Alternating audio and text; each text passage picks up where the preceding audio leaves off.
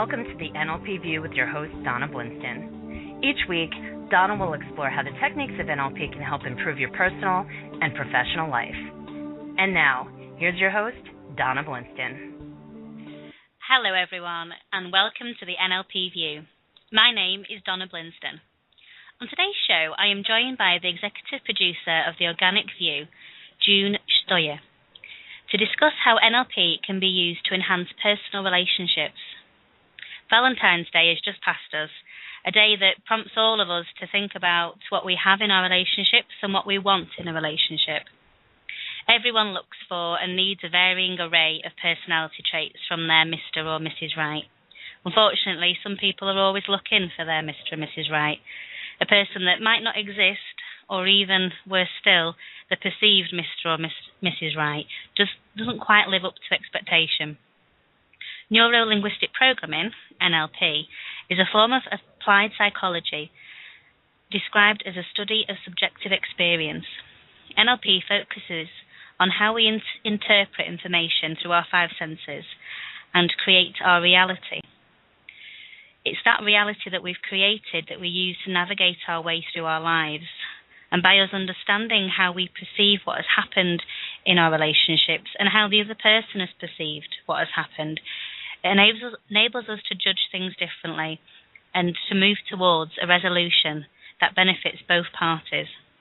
So I'd like to welcome to the show R.G.N Stoyer. Hello, R.G.N. Hi, Donna. Thank you for having me on. Oh, you're welcome. It's a pleasure, an honor, in fact. I love your show. I love everything that you're doing, and I especially love your book, Psychobabble, I have to say. You know, on the Organic View, I've interviewed so many authors and healers and people who are leading a movement for consciousness and for self-improvement. And it's interesting, when it comes to NLP, I found that, for me, it's been the most effective method for really improving existing relationships and also analyzing other relationships that really don't serve me. And it's not that easy, especially when it's somebody that's very close to you, whether it's a friend, a family member, somebody that you're intimately involved with. And I'm just grateful to you for all the work that you've done to really bridge that gap so that people can understand the benefits of NLP and, you know, the, as you say, with the book Psychobabble, the plain English guide to understanding what it's about. And so I just wanted to mention that because I think it's very important, especially for people that are learning about NLP and are trying to sort out what it's about and how it can benefit them. Wow, thank you. I'm glad you found it a benefit. That was my reason, I guess, for writing Psychobabble. I wanted to break it down into plain English, to take away all the... I want to use the word fluff, but it's not the right word. But sometimes there's... it can become quite technical. And NLP, a lot of it is applied common sense. A lot of it is things that we do every day. It's just we're not aware of what we're doing. So by being able to become more aware of what we're doing when we're doing things really well, we can start to use that purposefully. And that was my main thing that I wanted to put across, that it's not, you know, I get so many of my students, you know, say why the silly name, or just think it sounds confusing. But when you break down the techniques, they're not as confusing as they first seem by the descriptions and the names. And at the end of the day, NLP was the model of success. It was modeling how people do things excellently. It was noticing what it is that they do well. So I took those things, well, those things are in NLP. I've broken them down further so that people can understand the history of where it's come from, the science that's behind it, and then how they can apply it to their real life, their real world, the business world, the healthcare world, so that it's real and it's filled with real life examples, so that we can do it and people can get the benefit of it, because that's what NLP was for. Yes, and I think for me personally, I remember discussing your book with a colleague who read it and appreciated the fact that the lesson for her was that she was able to also learn how to let things roll off her back, just like a duck. You know, a duck has its feathers and the water just rolls right off its back. And I also found the same lesson from Psychobabble. And with her, she had a situation where she had a coworker who almost bullied her. And she couldn't quite understand that relationship, why this person was being so mean and also controlling. And when she took a closer look at the relationship, she asked herself the question, well, what is the benefit of this person behaving in this fashion? And lo and behold, the relationship that she had with this colleague basically was something that served him, in the sense that it was an escape for his existing situation. And without going into much detail, but the bottom line is that when you take a look at what NLP has to offer and you apply it in different areas in your life, not just in personal relationships, but with friendships, with business relationships, even with relationships with your neighbors and with people that you don't really interact with too much, it helps you to understand why people do things the way that they do. And it's interesting, when you look at someone who's very hostile and has a lot of issues, often you might ask yourself, I wonder what happened to that person to make them so hostile. I wonder what happened in their life to make them so angry, to make them so hurtful, to make them so vicious. Much in the same way when you look at, for example, a dog that's been rescued who has been abused severely and does not warm up to people, at all, if any. And it's the same principle that applies when you look at a human being that has experienced tremendous abuse in whatever fashion that may be. It does take a toll on that person's ability to interact with other people. And I think the beauty of NLP, especially with the way that you teach NLP, Donna, is that you really empower your students to be able to understand relationships that much better. And it's also very important if you're looking at your own relationship as far as the personal relationship, especially if you have issues in that relationship that you can't quite figure out. Yes. And I think with many relationships, people are not too sure if it's just a matter that they're being paranoid or maybe they're just unsure themselves for whatever reason. But Donna, do you have any tips that you could offer the audience as far as what questions they should be asking themselves in order to ascertain whether or not the relationship that they're in is truly unhealthy? I guess the first step is for them to find out what it is that they want in a relationship, what's important to them in the person that they want to be with. Because often people, we all have this, I say we all, a lot of people have this idea of their Mr. Right, that person that they're looking for. And for some people, they seem to feel like they're settled for second best, or that their perception of what the ideal person should be like and that's going to make them feel good about themselves is this Mr. Right. But when they find that Mr. Right, it isn't actually what they need within a relationship. So it's having a look at what is important to them in a relationship. And it is that question, asking it again and again and again and again. Looking back at a time, previous relationships, and what made them particularly happy in that relationship, or what wasn't happening which made them unhappy.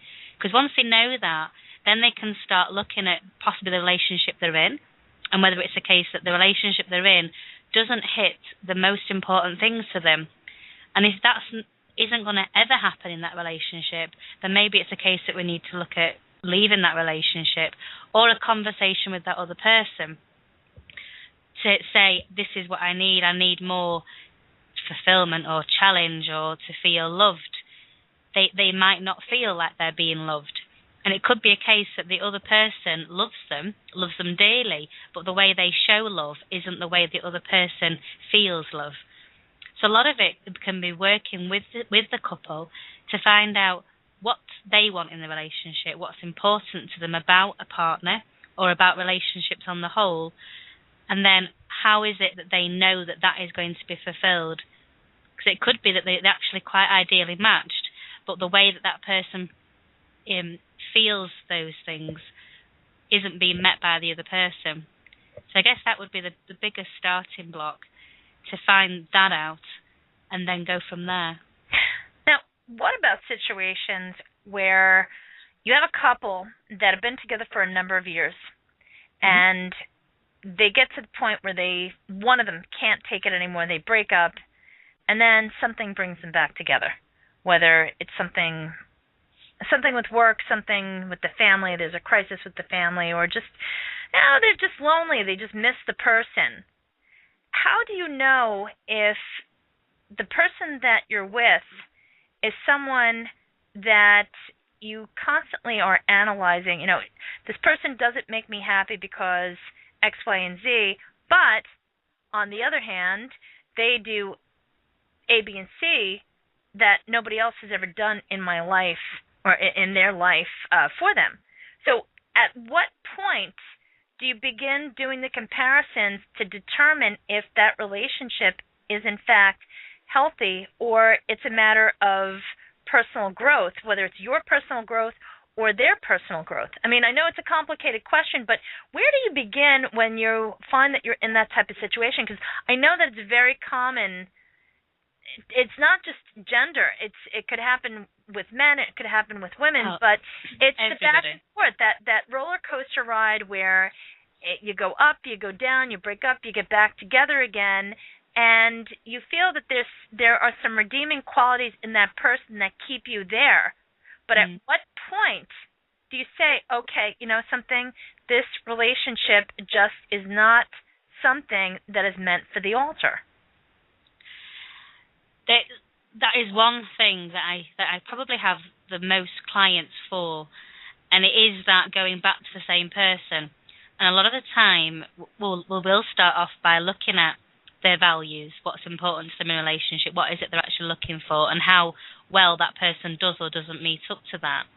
But also, it could be the case that they're going back to that same person maybe because they're lonely. So a lot of it could be around that side, and that person is just, the behaviour that they're doing by going back to that person is just the best way that they know how to fulfil that need. There's a thing that with NLP, one of the principles is that everyone is doing the best with the resources they have available to them. So if someone is feeling particularly lonely or scared of being alone or scared of ending up alone when they're older, like a family member has, or getting divorced, splitting up the family, or any of the different connotations as to reasons why people go back to the same person, them going back is the only way that they know how to fulfill the problem that they're trying to stay away from. So a lot of the work is dealing with that problem. What is it about the loneliness? Goals to set with them about getting out, reinventing their social life. You often find people that have been in a relationship for a long time that have just stayed in a relationship possibly for convenience. They might feel that they've lost a lot of those interpersonal skills. They don't want to start again, and there seems to be a perception that if you split up from somebody, you've got to go and find another relationship. And often it's about, no, you've got to start and find yourself, learn to love yourself again. Because if you can't love yourself and respect yourself, then why is anybody else going to? So a lot of it is work around that and getting that person, their confidence back up, getting them more interacting, doing hobbies, rebuilding themselves as an individual rather than being the partner of the other person. A lot of the work is around that, and as that starts to develop and people start to feel more independent, more strong, more focused on where they want to be in the future, what they want to get out of life. Once that starts happening, the attachment that they've got to that other person will naturally be broken, and they'll start seeing things from a different perspective. So we'll do techniques around their perspective where we'd look at 3 positions, like the corners of a triangle. And the first corner would be them as themselves. And then we could either have in the opposite corner, which we'll call position 2, the other person in the relationship, or their perception of a relationship. So maybe somebody that they look up to that's got the ideal relationship, whether it be a friend or, I don't know, a hero, a family member, somebody that they look up to over in position 2. And then in position 3, the top of the triangle, we'd have a wise old owl. So it could be, again, somebody that they would go to for advice, or anybody you'd want, really, that you would go to for advice and that you'd respect their opinion. And that position really is a position to observe, to facilitate the change. So we'd start off in position 1, looking over to position 2, and they'd tell me exactly how they're feeling about themselves, about the relationship, and basically the problem that they're in at the moment, and just letting it all out. If it's a case that we're looking to repair the relationship with the other person, or to better understand the relationship, then it'd be all the problems with that relationship and with the other person. They'd then go into position 2, looking back at themselves in position 1, to the opposite side of the triangle, and be that other person, so be the partner. And after hearing everything that has just been said by them, as the partner, they would explain their feelings, so they're stepping into the other person's shoes and basically getting it from his perspective or her perspective. If it's a case that they're wanting to learn about or how somebody to look up to, and they're wanting to get advice from the other person, then they become that other person. And again, giving their opinions and learning, because a lot of the learning gets done from there, because that's when if you're out of the box, you're out of your box with the problem and looking at things on a bigger scale. From there, we'd go then into position 3. Sorry, June. No, that's okay. We'd go into position 3 at the top of the triangle as the wise old owl, looking down at the other 2 people in position 1 and position 2. So the person in position 1 and the other person in position 2. And what is it they notice in the relationship? What advice would the wise old owl give to either party? What does either party need to do in order to improve the situation? And keep on going that to start facilitating different thought patterns. And I suppose the premise is around you giving yourself advice. And it's that whole thing of you can ignore what somebody else says because they really don't have a clue. They don't know what you're talking about or how you're feeling or where you've come from, your background. But you do. And if you're giving yourself advice, it's that you can't ignore. So as the NLPer, we're very much just facilitating a process and taking them, we might go round again and again. Keep on going back to position 1 and noticing what's different now. What have they learned? What are they going to do in the future? What else could benefit it? What else do they need to discuss to find out? And from there, we'd start goal setting and looking at whatever issues have been brought up. I think the owl example is excellent for a number of reasons. Very, very powerful. Yeah. One of the things that I just wanted to comment about regarding the owl example is the fact that often I hear from people this comment. They say, you know something, I can give anybody that I meet great advice on their relationship, but when it comes to myself, I constantly make the wrong choices in selecting a partner that's suitable for me. And what you just described, Donna, really empowers the individual to be that person that can offer that sage advice and enable them to understand their own situation and the issues that they have, the things that they want, the things that they don't have, and why they don't have it, more importantly. So I think your technique is really brilliant in the sense that it does enable the person to empower themselves. And it's amazing when you empower yourself, you really learn so much, especially about yourself, but also the people that you interact with and whatever the relationship may be, whether it's a family member, a friend, colleague, partner, lover, what have you. It's really amazing how you start to look at things from a different perspective. And I guess that's what it's all about. It is, and that's what NLP is all about. It is about empowering that other person, teaching the person to be at cause in their life. One of the biggest gifts, I guess, but one of the biggest lessons that first changed me, I think, was this whole premise of cause and effect. And basically, you can either be at cause or at effect. And if you're at cause in your life, you take responsibility for what happens. You're in charge. It's very empowering. It's a position where it doesn't matter, because rubbish happens all the time. It's never going to stop happening. That is life. It's how we deal with it that makes us as a person, and it's how we deal with it that enhances us personally, professionally. But it's that changes and shapes our future.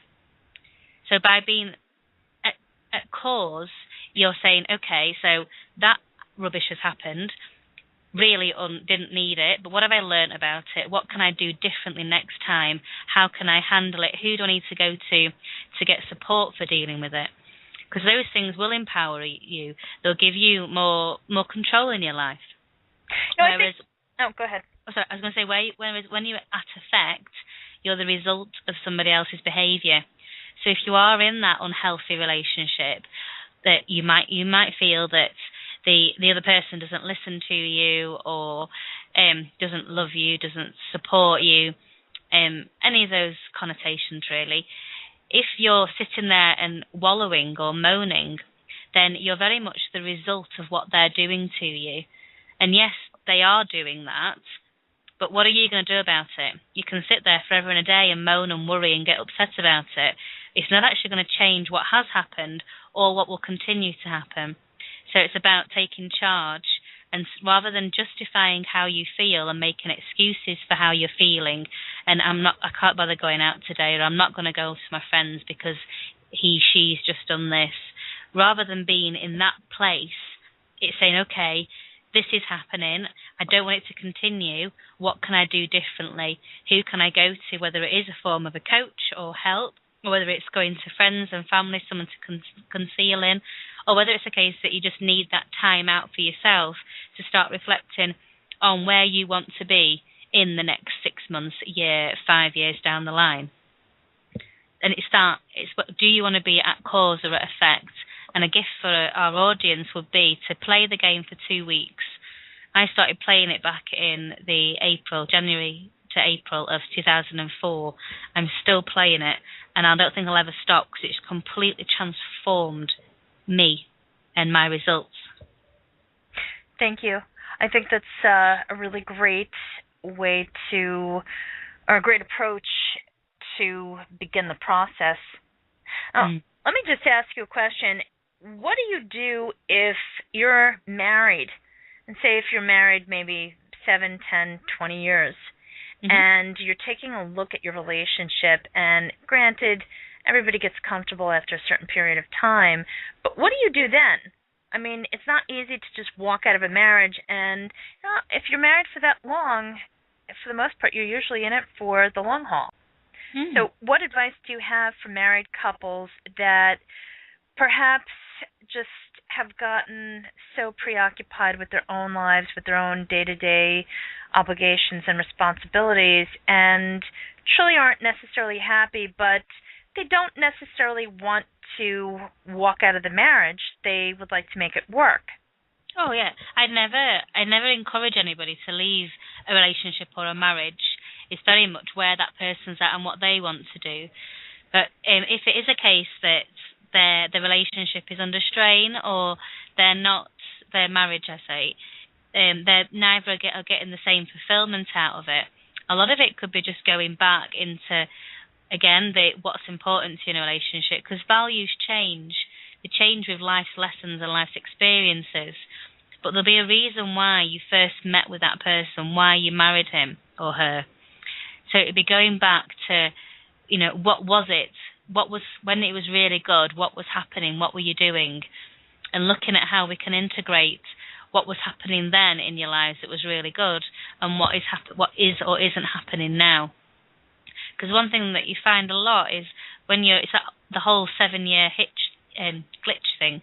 you get comfortable and you get into the mum role, the dad role, or the breadwinner, the wife, house husband, and you play a role within your relationship, and sometimes that role can become quite mundane.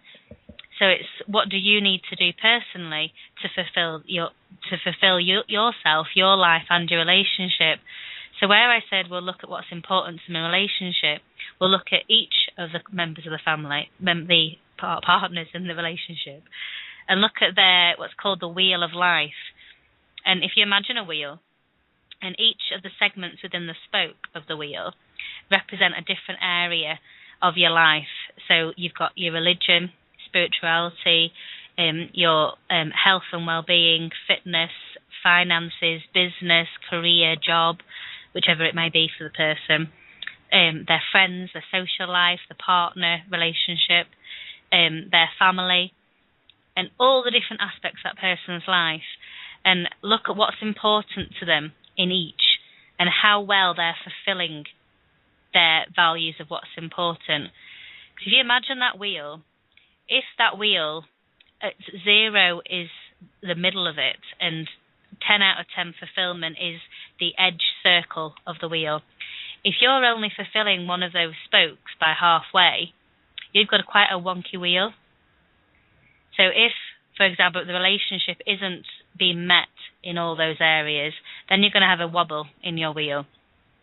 If from a religious point of view, your marriage is something that's very important to you, then that's obviously going to be fulfilled, but it's almost contraindicating your relationships.